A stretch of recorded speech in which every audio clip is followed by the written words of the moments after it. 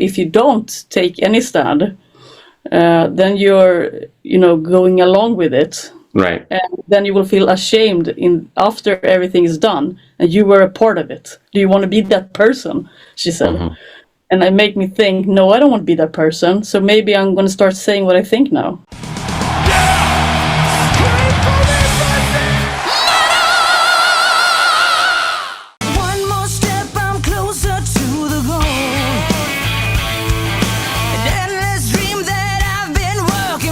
Filippa, thank you so much for your time today. How tired are you? Ooh, I just woke up from a nap. How did you know? I just had a child, so I Exactly. sleeping. And I just have to say, you're the first one that said my name perfectly ever. It was perfect. Wonderful, wonderful. Yes. So 2024 has been a bit of a special year for you because yes, sure, you recorded an album with Thundermother, and yes, sure, you released your solo debut album as well, but you also became a mother to Pippi, if I'm not mistaken. So that's life-changing. Puts things in perspective, I'm sure, being a somewhat new parent myself. Congratulations. Oh, well, I mean, my boy is 2 years old at this point, but I still consider that new. Yeah, I mean, time goes so quickly. Mine is 6 months now, and it feels like she came yesterday. Still, it feels like I've had her for my whole life. I don't remember what did I do before. Yeah, exactly. The baby. So just kept on rolling. I actually didn't have any time off. I've been working on the album, touring, and I had the child, and I've been preparing for the tour, and yeah, it's been busy. And I'm bringing her on tour as well now. So, but I love it because it's a lifestyle music more than anything, and I don't want to. It's important to me to not, quit at all what I'm doing. I want to be an inspiration to my daughter, that as a woman in the rock industry, that just keep on going. You can have it all. You can tour. You can have a family. So it's important for me to keep the flag high. Yeah. You said, I don't remember my life before her, or I can't imagine myself, not being a mom, I guess is what you're really saying. Again, just based on my own experience, nothing has, I would say changed me more profoundly, or the way I look at the world and look at life and look at what's important. What really is important. Have you had knowing that it's crazy the first 6 months as a mom, but have you had those reflection moments already where you go like, I'm a different person, or I have different priorities? I have that the first week she came. It was completely life-changing. Couldn't imagine even how it was until she arrived. It was instant, in love with her, and everything else was secondary, Yeah. Instantly, I would jump in front of a bus for her. And touring and music and albums just seemed so not important as it used to be, but it's still important for me, doing music, whatever, and it's my life. So, but I'm just want to include her in it. That would be the best. And my dream now is to make it, work with a baby on tour. I'm going next week, so I'm a little bit nervous, but hopefully, fingers crossed, it will work out. We are fortunate enough to have a nightliner, so she can be in the. We have the VIP room in the bus. Me and her.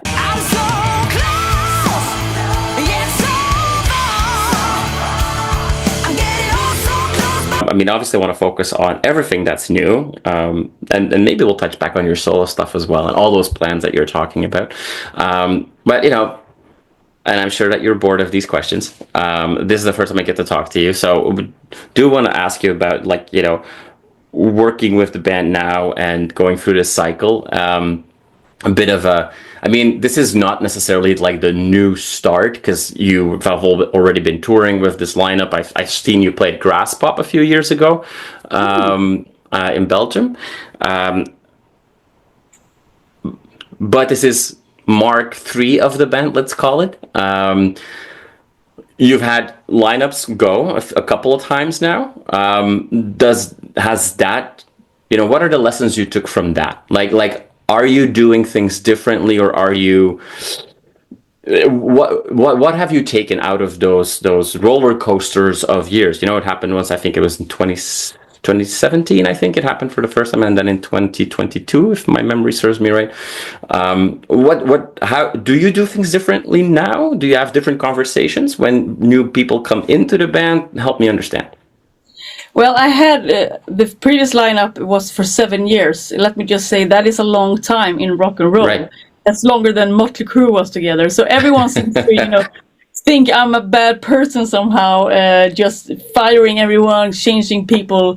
That might be true, or but it's been 7 long years. We accomplished a lot together. Internal conflicts happens in every group, no matter who it is. It's could be at any workplace, and at been trying to solve it, didn't work out. Been trying my best, of course, after the first time I reflected what's wrong, and I changed my completely approach and had a democracy, did the more nice leadership thing, inclusion, different from the first round. And obviously that didn't work either if you meet someone that you collide with that has, some kind of trouble herself, problems from childhood or whatever made her the way she is, my old singer Guernica. But I cannot work with her. That's just a fact. There 2 others followed, but returning members came back, in the band now. So I don't feel like I have to change at all. I'm a super nice person, treat people nicely. And if you ever seen Thundermother, and you have probably met me. So that's that.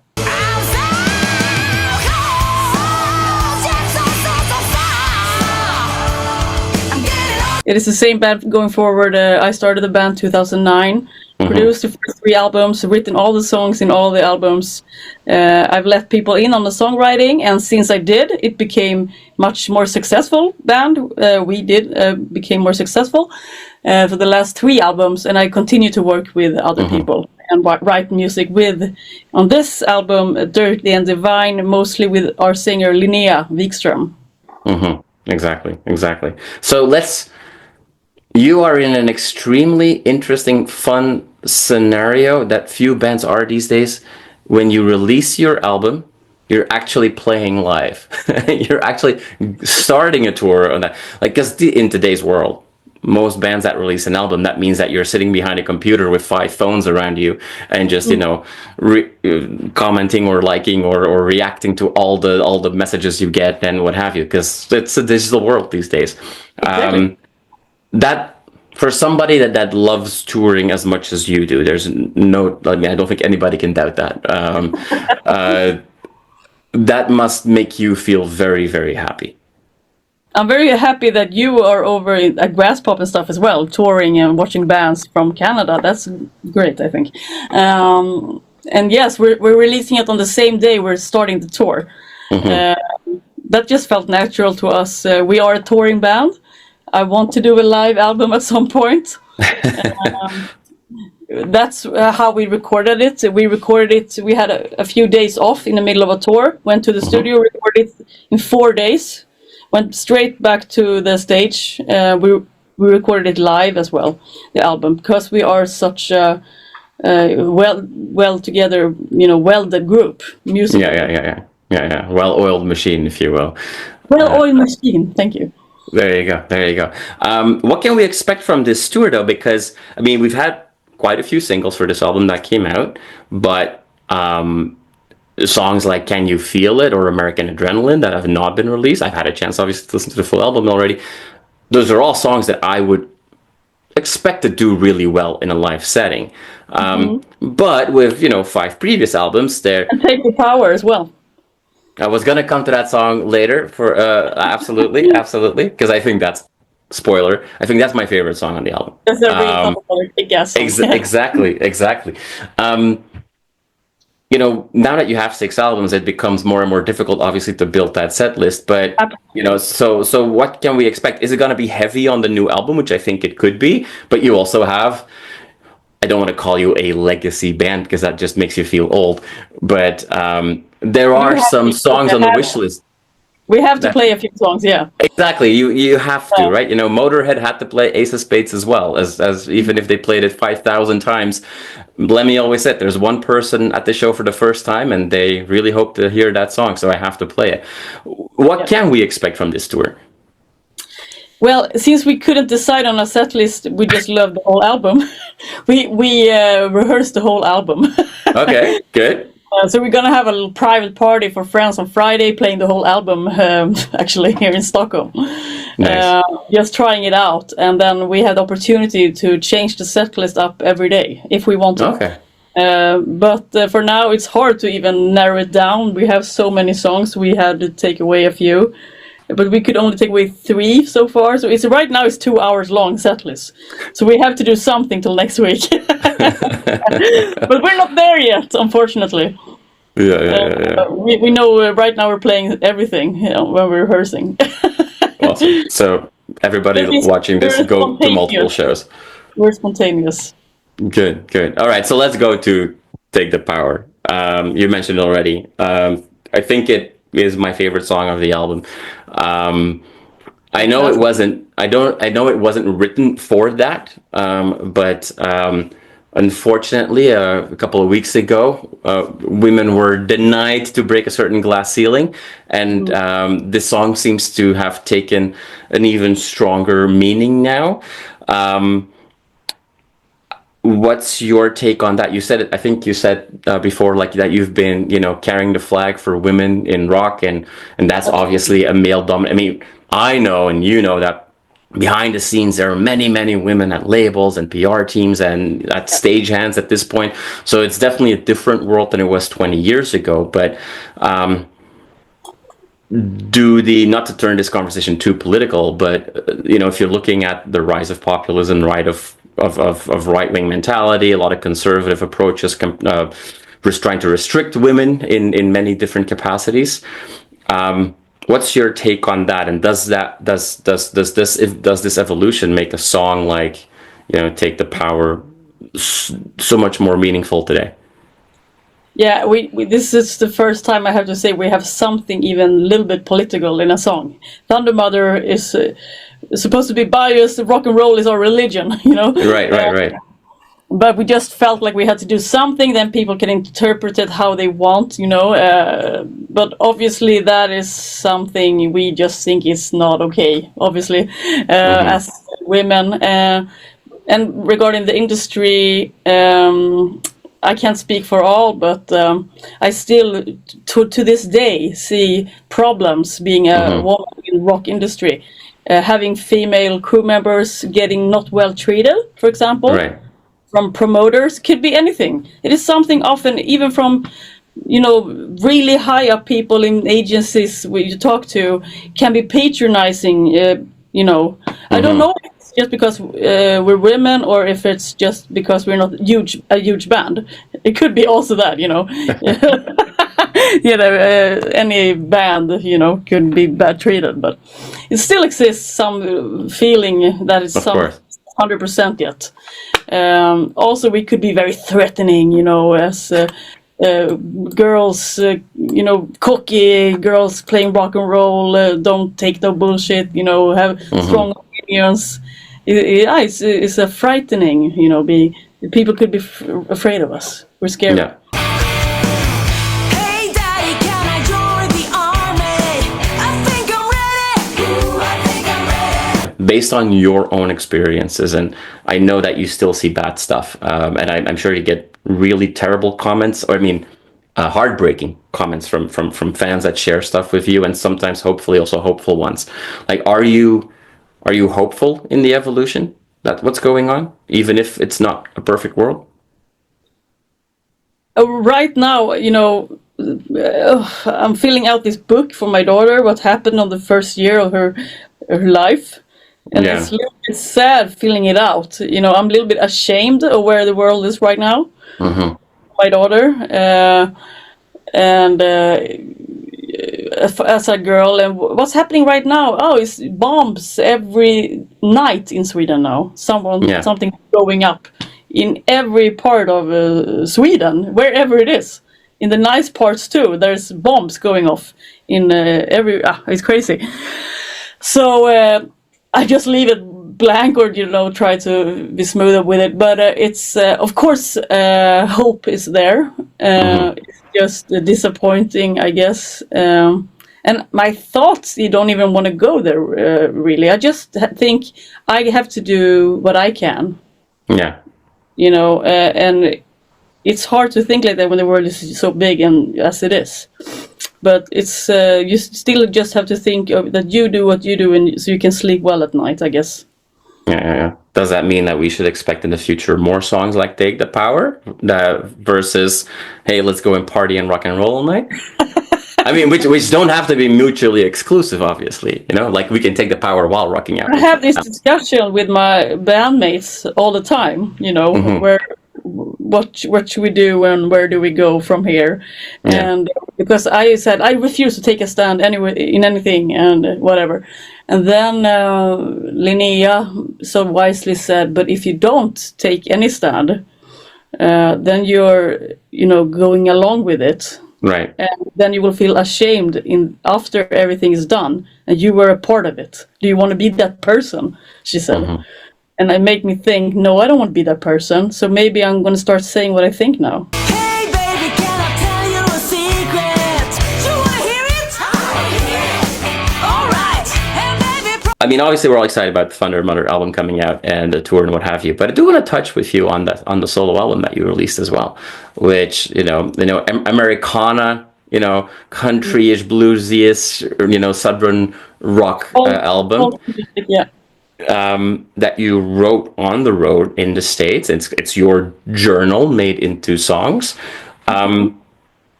What's the goal there? Because I mean, obviously you're very busy. And having yet another band or project might not be necessarily the most important thing for you right now. But was this something that you had to put out? It was inside of you and had to come out, and it's a one-time thing, or is this the start of something? Well, good question. I was, I have more songs than Thundermother songs. Right. Why should they just die in the computer? Is it the best I ever done? No, maybe not. Is it okay to just release music as it comes, and as inspiration comes? Yes, I think so. Someone might like it, and it was so that I was waiting for the next gig in America. It was long between the shows, supporting the Scorpions, 4 days even sometimes. And I just decided to do something with my time instead of just waiting, because that's like a waste. Sitting on a parking lot outside Walmart doing nothing, Yeah, a rock and roll glamour lifestyle. Yeah, so I bought a camping chair, went out, bought a little mini guitar, and wrote this solo album, American Diaries, and tried to do stuff instead of just sitting there and doing nothing. Try to see the country. So I took a taxi after the show into Chicago downtown, for example, and went into Buddy Guy's club, met Buddy Guy, became friend with Buddy Guy and his family, invited to his birthday party. I did all of that shit, Yeah. Crazy stuff. I did went out on karaoke parties, on line dances, all of that stuff. I didn't want to waste any moment of my life. I don't want to waste any moment, Yeah. So when you're working on these two albums, or that these two albums are coming out, knowing full well that, idiots like me will ask you annoying questions about, this is the first album with yet a new lineup, and so there's going to be, a new Thundermother album and lots of questions, or putting out an album under your own name, with just you on the cover, where basically there's nowhere to hide, if you will. I mean, Thundermother is also your band, but you can, if you wanted to, on both on stage and on album art, whatever, disappear in the collective, if you will, right? There's nowhere to hide on your solo album. What was scarier for you to work on? Definitely my solo album.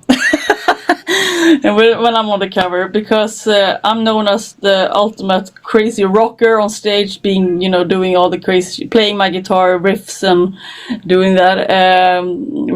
I do a lot of stuff with a beer bottle, drink the whole thing, play with it, and entertaining people. Then I do this more, deep songs, more ballady, if you will say.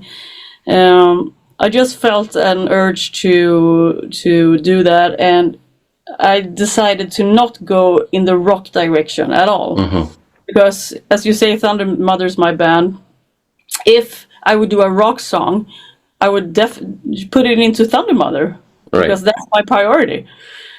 So I just did a lot of other stuff, went the other way with my solo album as more of a fun thing. And I went back from the States. I had 1 week off, then I went in the studio, recorded it straight away. Mm-hmm. And then I was like, okay, done, off my chest, move on with life. Then it took a year to find a label and release it. So that was just that, But I just need to do stuff the whole time, a little bit like that. Yeah. So I don't know how long the nap will last, but hey, maybe you can write another album. Yeah, but then I was like, shit, I give birth, and then my album comes out now. I have to do something with it. So I arranged a release party and, signed a lot of albums. So it was a little hectic anyway this year. It's released. Also touring, pregnant, and all of that. It's been a lot, but it's fun, so...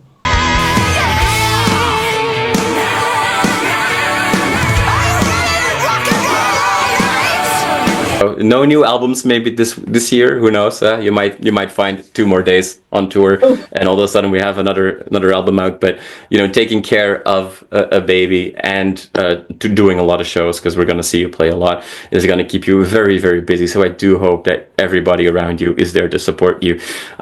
Filippa, thank you so much for your time today. I really appreciate it. I know how insane your schedule must be right now, so I very much appreciate it that you take the time to talk to us, and hope to see you on a stage soon again. Oh, you come and say hi to me. I always go out in the audience, you know that. I will. Have a wonderful rest of the day. I hope you get lots of nap breaks, and hope you don't have to change more than 10 diapers today. I'm on my 7th now. Oh, okay, there you go.